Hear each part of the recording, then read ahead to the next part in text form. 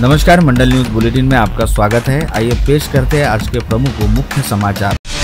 2 सप्ताह घर से लापता रहने के बाद वापस लौटकर दूसरा विवाह करने की बात करने वाली पत्नी की उसके पति ने कुल्हाड़ी से गोंदकर निर्मम हत्या कर दी। हत्या करने के बाद आरोपी अपनी पत्नी के शव के पास बैठा रहा। घटना की जानकारी मिलते ही पुलिस के दल ने तत्काल घटनास्थल पहुंचकर आरोपी पति को गिरफ्तार कर लिया। यह घटना तलेगांव दशासर थाना क्षेत्र के कामनापुर घुसली ग्राम में आज तड़के 3 बजे के दौरान घटित हुई। मृतक महिला का नाम लता कतलाम उम्र 53 साल है, जबकि आरोपी पति का नाम मधुकर नारायण कतलाम उम्र 60 है। जानकारी के मुताबिक धामनगांव तहसील के तलेगांव दशासर थाना क्षेत्र में रहने वाले कामनापुर घुसली ग्राम निवासी मधुकर कातलाम की पत्नी लता कातलाम 2 सप्ताह तक अपने पति को कुछ बताए बगैर घर से चली गई थी। शनिवार को यह अचानक वापस लौट आई। घर लौटते ही उसने अपने पति को दूसरी विवाह करने और उसे छोड़कर जाने की बात कही। इस बात पर पिछले 2-3 दिनों से पति पत्नी के बीच विवाद हो रहा था। बुधवार की रात को लता और मधुकर के बीच विवाद हुआ। पश्चात दोनों सो गए, लेकिन मधुकर का गुस्सा शांत नहीं हुआ था। आज तड़के 3 बजे के दौरान जब लता कातलाम गहरी नींद में थी, तब मधुकर ने कुल्हाड़ी से उसके चेहरे, गर्दन और सिर पर करीबन 10 से 15 वार किए और उसे मौत के घाट उतार दिया। कातलाम के घर में से देर रात चीख सुनाई देने पर परिसर के नागरिकों ने घटना की जानकारी तलेगांव पुलिस को दी। जानकारी मिलते ही थानेदार घोंगड़े अपने दल के साथ कामनापुर घुसली आ पहुंचे। घर के भीतर जाकर देखा तो आरोपी मधुकर अपनी पत्नी के शव के बाजू में हाथ में कुल्हाड़ी लिए बैठा हुआ था। पुलिस ने पंचनामा कर शव पोस्टमार्टम के लिए भेजकर आरोपी पति को गिरफ्तार कर लिया है। घटनास्थल पर नागरिकों की भारी भीड़ जमा हो गई थी। पुलिस ने हत्या का मामला दर्ज कर जाँच शुरू कर दी है। उप विभागीय पुलिस अधिकारी कामले ने घटनास्थल भेंट देकर वहाँ का जायजा किया।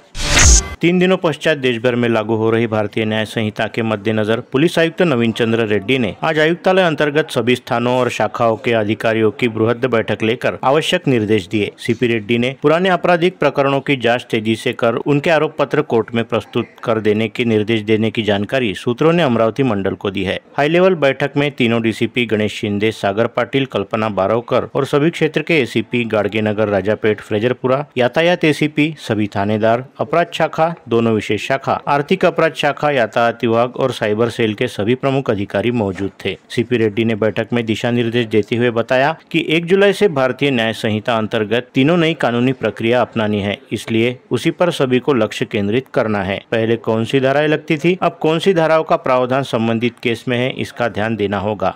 यह एक महत्वपूर्ण विषय है।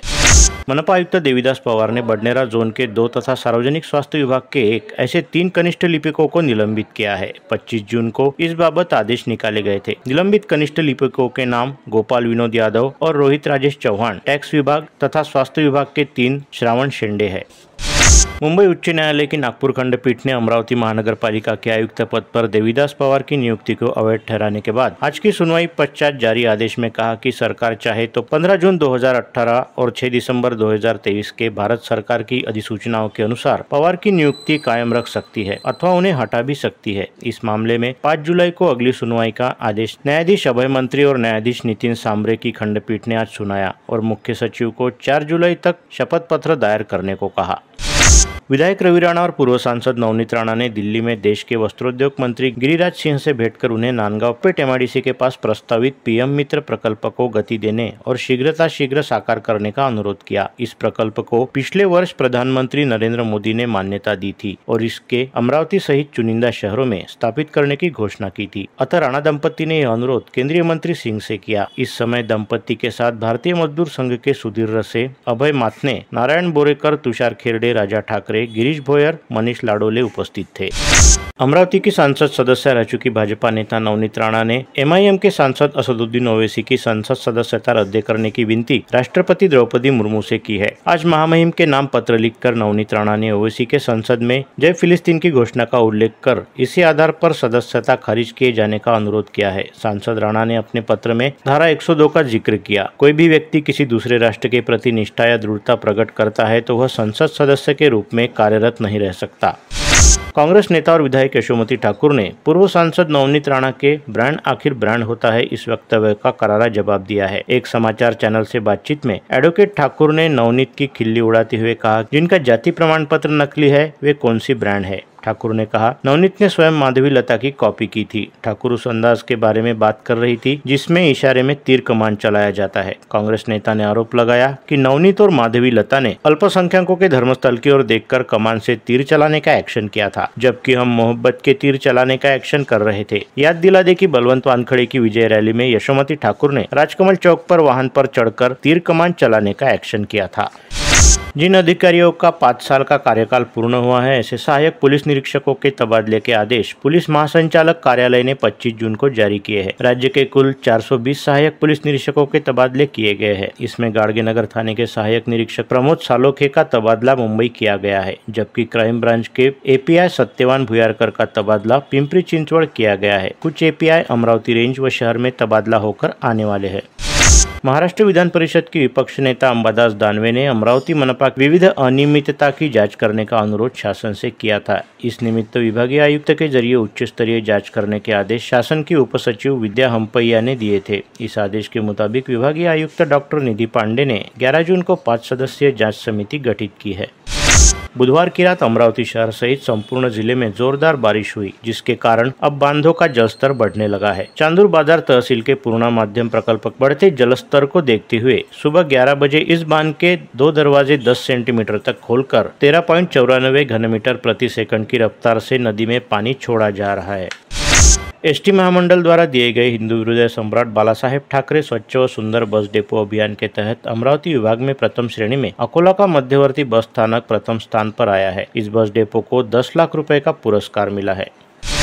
पश्चिम विदर्भ में जून माह के लगभग सूखे रह जाने और किसानों को बुआई के लिए अपेक्षित बारिश का इंतजार लंबा खींचने के लिए मानव ही जवाबदार रहने की बात मौसम विशेषज्ञ प्राध्यापक डॉक्टर अनिल बंड ने कही। हालांकि बंड ने अगले कुछ दिनों में भरपूर बरसात होने की संभावना जताई, किंतु लोगों को पेड़ों के जतन और बड़े प्रमाण में पौधारोपण करने की आवश्यकता पर बल दिया। मौसम के लहरीपन पर बोलते हुए प्राध्यापक बंड ने कहा, जलवायु परिवर्तन का भयंकर असर आने वाले वर्षों में देखने को मिल सकता है।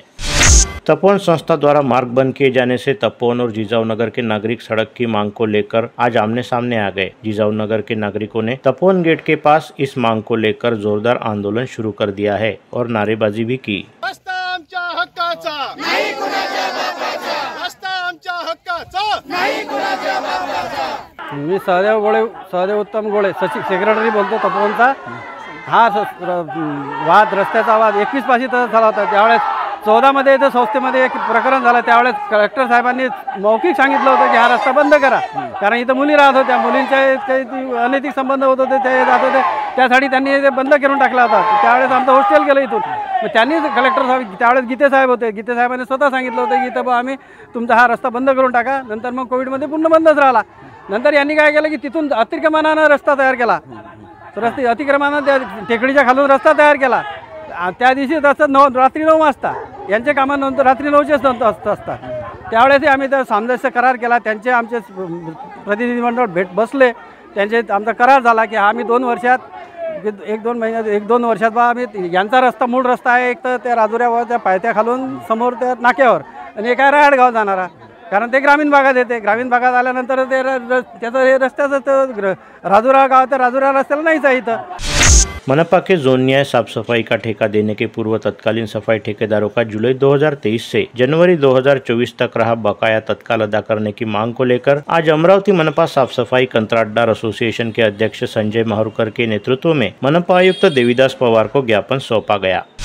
गैर अर्जदार शेख बशीर शेख लाल, शेख समीर शेख बशीर, शेख अकील शेख बशीर, शेख अमीन शेख बशीर, शेख तमीज शेख बशीर, शेख अनवर शेख अतीक, सभी धारणी निवासी तथा बिस्मिल्ला वल्द गफूर, मोहिमुद्दीन नसरुद्दीन रहने वाले अमरावती, इन द्वारा गलत अफवाह फैलाकर पुलिस प्रशासन को भ्रमित कर हमसे पैसे की मांग की है। ऐसा आरोप आज राजापेट स्थित पत्रकार भवन में आयोजित एक पत्रकार वार्ता के दौरान अर्जदार शेख हारून शेख अहमद, साइना बानो शेख हारून, किशोर राठौड़, सैयद अकरम ने लगाया है। वो है शेख बशीर शेख लाल और शेख समीर शेख बशीर, शेख अकील शेख बशीर और शेख अमीन शेख बशीर, शेख तमीज शेख बशीर, शेख अनवर शेख अतीक, और ये सब धार्मिक के रहने वाले, और एक बिस्मिल्ला वल्द गफूर और मोइनुद्दीन नसीरुद्दीन अमरावती के रहने वाले। ये लोग जो है इनका धंधा ही है ये ऐसे लोगों को परेशान करना।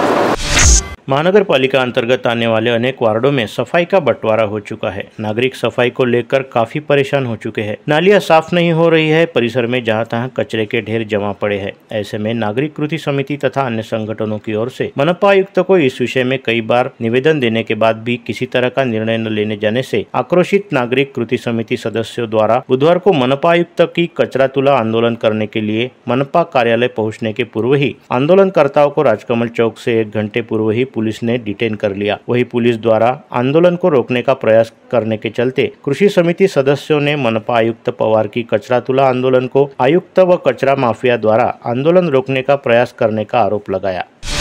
नगर पंचायत तिवसा क्षेत्र में प्रधानमंत्री आवास योजना अंतर्गत 790 आवास मंजूर हुए। बार बार पत्र व्यवहार करने के बाद भी केंद्र शासन का अनुदान इन लाभार्थियों को नहीं मिल पाया है। इसलिए पूर्व नगराध्यक्ष वैभव वानखड़े के नेतृत्व में कलेक्टर और नवनिर्वाचित सांसद बलवंत वानखड़े को निवेदन दिया गया।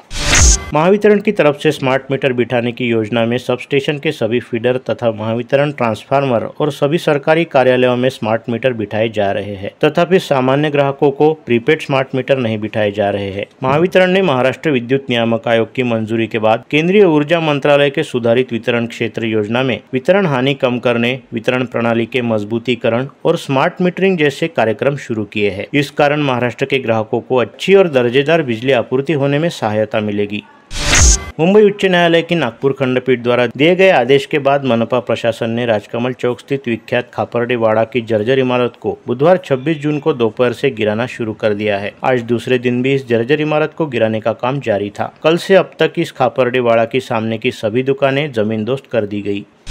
शहर में दिनों दिन नशा करने वाले व नशा बेचने वालों की संख्या बढ़ती जा रही है, जिसके चलते शहर में कई तरह की आपराधिक घटनाएं जारी है। शहर में नशाखोरी रोकने के लिए बुधवार को HVPM प्रणीत मुस्लिम ब्लॉक हेल्पलाइन के सहयोग से पुलिस आयुक्तालय द्वारा पठान चौक पर नशा मुक्ति अभियान हेतु जनजागृति अभियान चलाया गया।